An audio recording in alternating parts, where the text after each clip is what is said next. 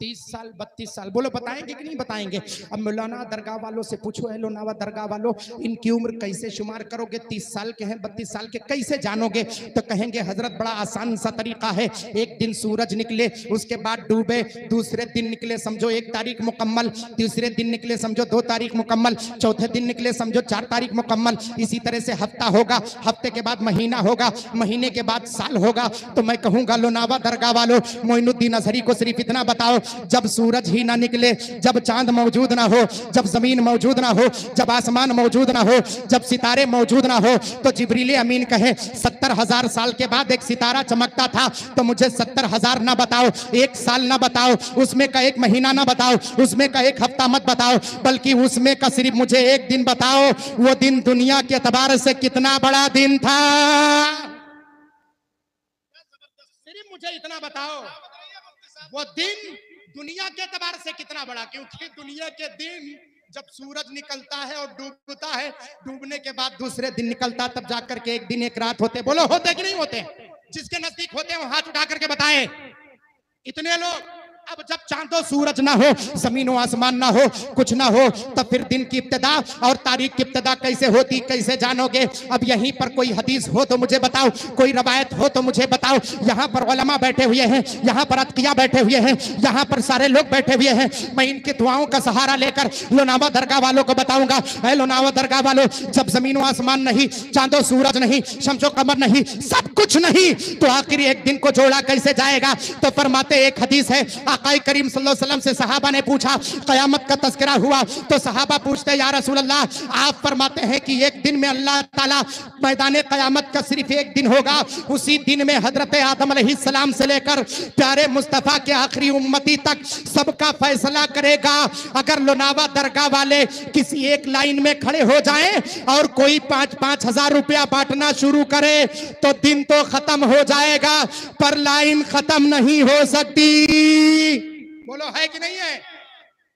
बोलो है कि नहीं है? दिन खत्म हो जाएगा, लाइन खत्म नहीं होगी। एक दिन में आका ने फरमाया, एक दिन में हजरत आदम के उम्मतियों से लेकर के प्यारे मुस्तफा के आखिरी उम्मती तक सबका फैसला होगा। तब सहाबा अरीजा पेश करते, या रसूल अल्लाह, कयामत के दिन तो आपने फरमाया चांद नहीं, सूरज नहीं, जमीन नहीं, आसमान नहीं, कुल्लु मन अलैहा फान व यबका वजहु रब्बिका दुल जलाली वल इकराम। सुनो, और कुरान और हदीस से मुज़य्यन कुछ लोग हैं जो कहते हैं कि सुन्नियों के मौलवी बैठते हैं तो कुरान और हदीस दूर दूर की भी पेश नहीं करते, बस ज़हनो ख्याल की बयान करके चले जाते हैं। मेरा दावा है मोइनुद्दीन अजहरी का जो बयान होगा सिर्फ कुरान और हदीस की रोशनी में होगा। और सुन लो, ये मेरी अपनी मेहनत का नतीजा नहीं, ये बुजुर्गों का, हुजूर सैयदी लाला मियां जैसी शख्सियतों के बरकतों का नतीजा है, सादाते किराम का नतीजा है। मेरे आला हजरत सरकार से यही तो पूछा गया था, ऐ सैयदी सरकार आला हजरत, अरे 13 साल की उम्र में आप फतवा दे, ये आखिर किस उस्ताद की देन है, किस वालिद के पढ़ाए हुए मेहनतों का नतीजा है? तो मेरे आला हजरत फरमाते हैं, ये मेरी अपने मेहनतों का नतीजा नहीं, कसम खुदा की, नबी और आले नबी का सदका है। पूछा दलील क्या है? फरमाते हैं, ऐ रज़ा ये अहमद नूरी का फैज़े नूर है, हो गई मेरी गजल बनकर कसीदा। नारे तकबीर, नारे रिसालत, सरकार की आमद, सरकार की आमद, सरजमीन लोनावा दरगाह। फरमाते हैं, मेरे अपने मेहनतों का नतीजा नहीं है। अरे जिंदगी में कामयाबी चाहते हो, बताओ आला हजरत सरकार से कोई कामयाब आलिम तुम्हें दिखाई दिया? कोई दिखाई दिया? बताओ भाई।